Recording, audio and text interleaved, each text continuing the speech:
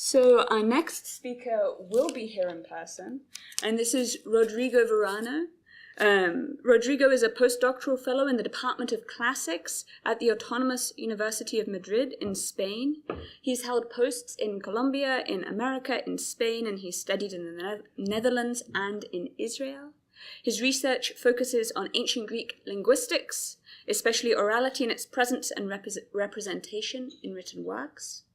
And he's collaborated for several years with Urban Prescriptions, which is an architectural cooperative working in deprived areas of the city, and in 2016 started an educational program in a refugee camp in North Greece. During his year in Colombia, he ran the project that he will describe today, which is called Reading Homer in and Outside Bars, an educational project in post-conflict Colombia. And so we have a PowerPoint. Do you have a handout or? Excellent. I just have to figure out how to minimize this. Can I take water from you? I'm fine, thank you. But yes, you can, yes.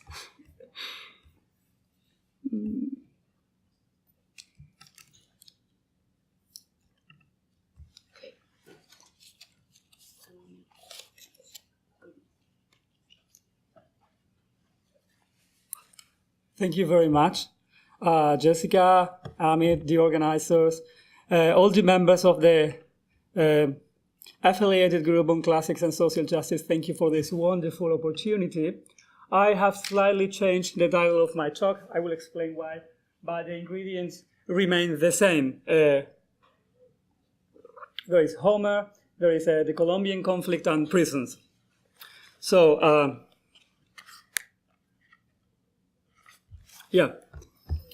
I would like to talk to you about a journey to Ithaca from Guaviare, which is the name of both a river and a region in the heart of Colombia. And this is where this travel starts, in Colombia, where I was lecturing in ancient Greek at Los Andes University in Bogota last year. There I was asked to teach a survey course on Homer to 50 students, and I took the opportunity of teaching this course as a challenge.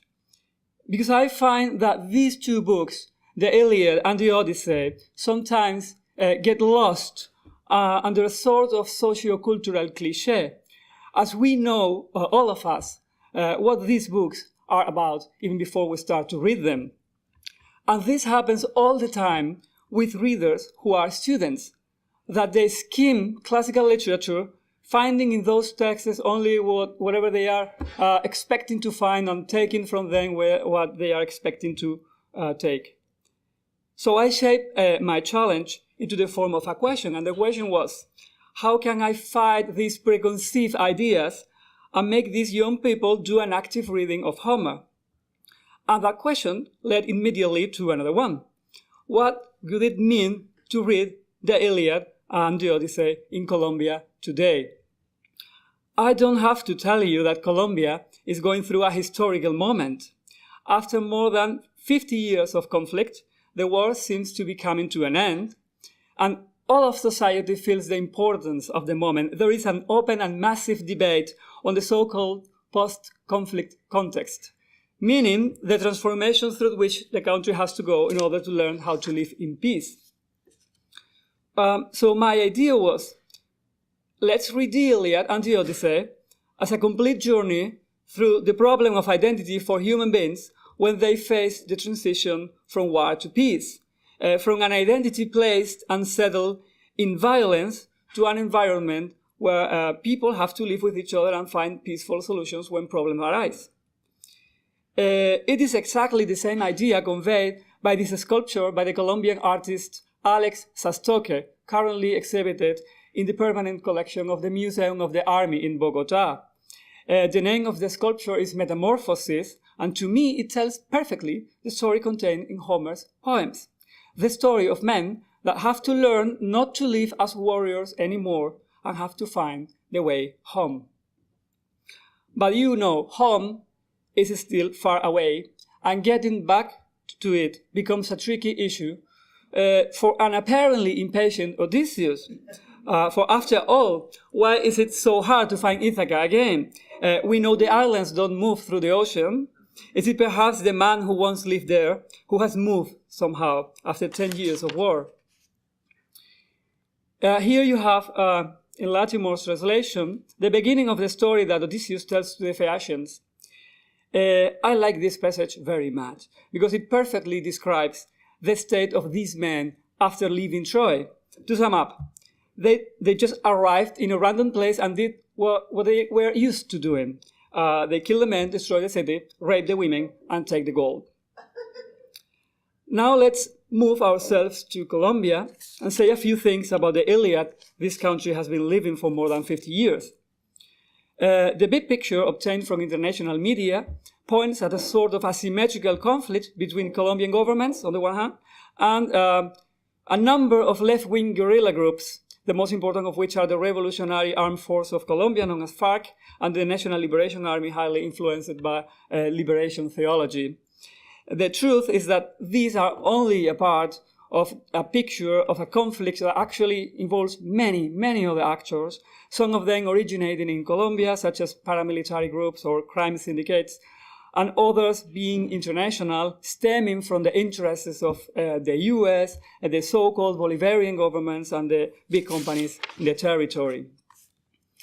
This is a very concise and, of course, not at all accurate, for obvious reasons, representation of the timeline of a conflict that dates back at least 2 centuries, starting with the Spanish decolonization process and the fight among different parties on what should be the model of nation building.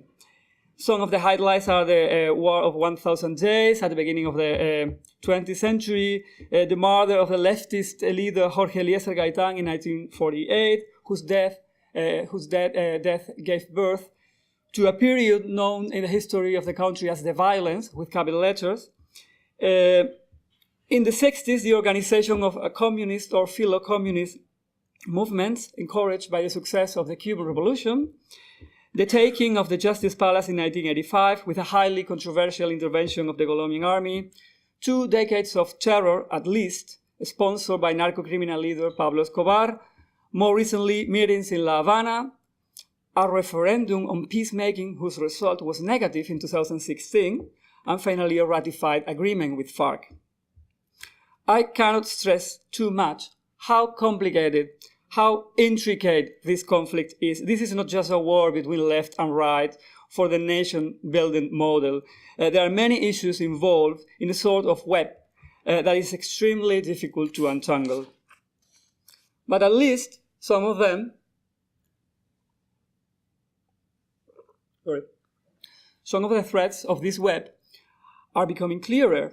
After the ratification of the agreements of La Habana, the FARC guerrilla group has definitely demobilized. They have begun their transformation into a political force, and as you see in the picture, they have started their own journey to Ithaca. I will present now some selected passages of the other Odyssey, the ancient one, to show how they fit in our proposed interpretation. You are all familiar with these verses, which are one of the most distinctive formulae in the Odyssey. Wherever he goes, the hero has to face questioning about his identity, like who are you, of what people, where is your town and kindred, etc. Certainly, my students know very well that this is a sample of formulaic composition. But is that all, we wonder? Is it not meaningful that a hero who has just left behind his identity as a soldier and who has to find out what kind of man he has become after 10 years of slaughter keeps being asked again and again, who are you, every time he arrives in a new place? These must be difficult questions, for we all know that many times he chooses to answer with lies. Evasion, indeed, is a common practice among war veterans, sometimes including the use of drugs to induce oblivion, as in the well-known episode of the Lotus Eaters.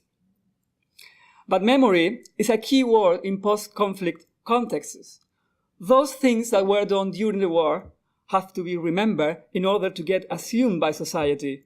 And sometimes we need to hear our own story from the lips of someone else, as Odysseus did in Alcinous's palace when he attended the performance of the bard who sang the events of the Trojan War in these verses. Under these circumstances, remembering can be painful. And so when he heard the Iliad, Odysseus couldn't help sobbing. But the exercise of memory finally requires the construction of our own story by ourselves.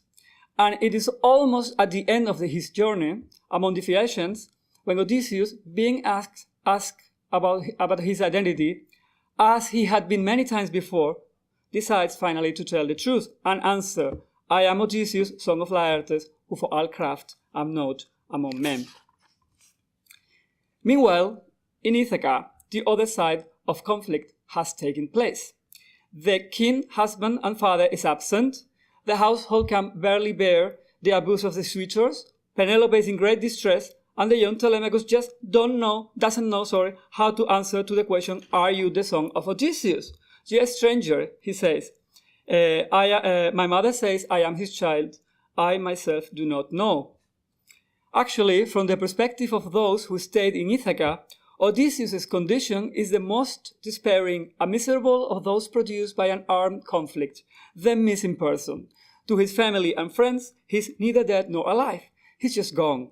So they cry for him as he's not coming back, but on the other hand, they just can't move on either. The period in Alcinous's house worked most effectively as a peacemaking school for Odysseus. In their company, he was able to see with his own eyes the lifestyle of a community that enjoys the benefits of peace. And so the king describes his people to the stranger. "We are not faultless boxers, no wrestlers. Dear to us is the feast, the harp, the dance." We also attend a situation where Euryalus provokes Odysseus, and he first reacts with violence and rage. But the intervention of the king steers the situation towards what appears to be a very polite conversation between two gentlemen here. Okay, these are just some examples of themes we consider together in class and how they worked. As a result of this experience, some of the students decided to do their final papers on topics combining the poems of Homer and the current situation of the country, and not surprisingly, many of these essays turned out to be excellent. So I started thinking, why not to collect these papers into a beautiful book approaching the Colombian post-conflict through the Iliad and the Odyssey. Okay, I will take up here later, but now we have to move ourselves to present. Because before the course on Homer had started, I was teaching a workshop on general literature and literary writing in the prison called Cárcel Modelo in Bogotá. Any prison is a very complicated reality. Back in Spain, even before I arrived in Colombia, I had been working for a distance learning university in prisons for 2 years, and I know very well that carrying out any formal activity behind bars entails a lot of work for obvious reasons. In Colombia, additionally, the living conditions of the inmate population are rather bad, and that is always an issue. But on the other hand, Cárcel Modelo is lucky to have a number of people working there, policemen and people from the human rights department of the prison, who are really into making the lives of the inmates better. So when I proposed to organize a workshop on literature, they said yes, and they did their share to make it possible. Well, the workshops were a lot of fun. We read texts, usually short stories, and talked about them. We explored creativity through exercises, some of them written, some of them oral, because there are literacy issues among the inmates, of course. And after my university course started, I began to use the last 15 minutes of every session in prison to talk about Homer and set a sort of discussion on the Iliad, the Odyssey, and the Colombian post-conflict, as I was doing at the university. And this worked out, especially for those who were the most motivated in the workshops. And a couple of these guys happened to write very well. So it occurred to me, why not to invite them to write some essays and add these essays to those of the college students, and then make a really beautiful book with all of them. So one day I went to prison with several copies of the Odyssey and gave them away to whoever wanted one. And that I know of, 2 of the inmates read it and started working on their papers.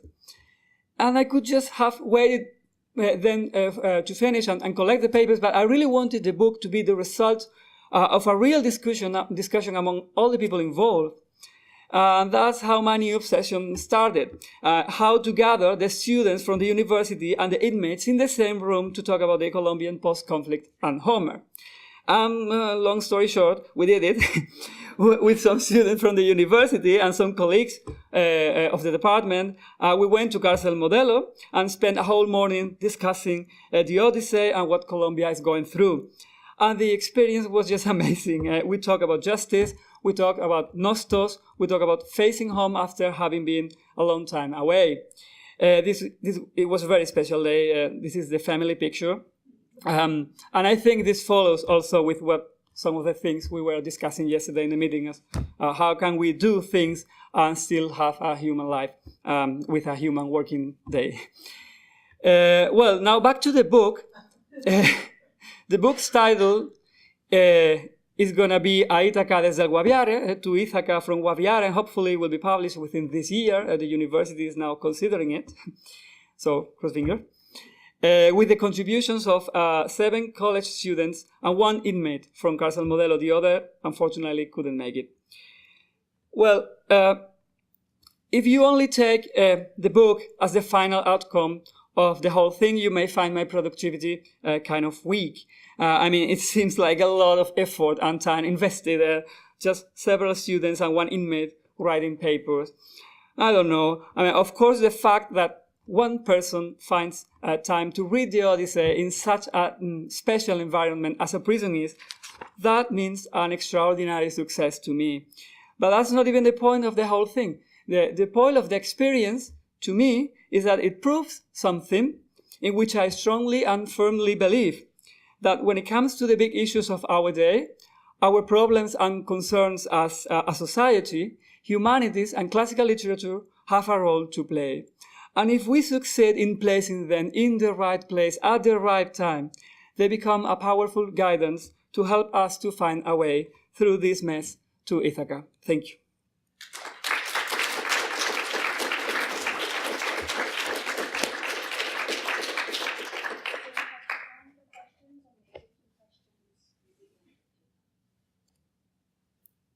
Please. Do you have plans to move forward with this type of comparison with other groups of students? Well, I'm not in the country anymore, so now I'm actually thinking about new projects. But you know, every project is related to the place where you are and the community with which you are involved. So now I'm in Spain, so I will just start over and think about a different thing. Please. So that was sort of, I have more of a comment. I think what you just said answers. Where you are is so important. And as your question of our first speaker revealed too, you know, she was there, she was doing that. Yeah. And so I think, so I'm encouraging people, and I want to put it on we have a blog site, WordPress, that we should let people know these are examples, but they're not solutions, because where you're at is really a prime consideration. And, you know, so I find in New York State it would be impossible to have that meeting. But I know in other states it is possible. And so I think we don't have the answers. We have examples. Thank you so much. It was very hard to have it there too. Well, I'm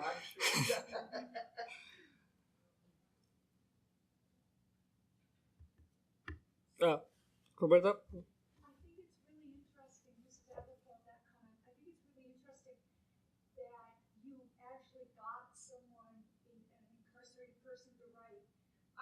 In my veterans groups, people will be very forthcoming. The minute you ask veterans to write, I get very low response. And I was trying to get a picture of my last group, and half of the people decided they couldn't come that night. So I think that the silence that surrounds some of the groups that we're trying to reach out to, and you know, the contours of the conversations that we can have, are also an important criterion. And it speaks well to you that you managed to create an environment where someone wanted to write with you. So kudos to you. It was, thank you. It was actually more like a work in progress. Of course, writing skills are important. People are not used to write, so they just don't do it. They don't feel comfortable. but that was never a plan. I mean, I just happened to be there teach in these workshops. It just happened.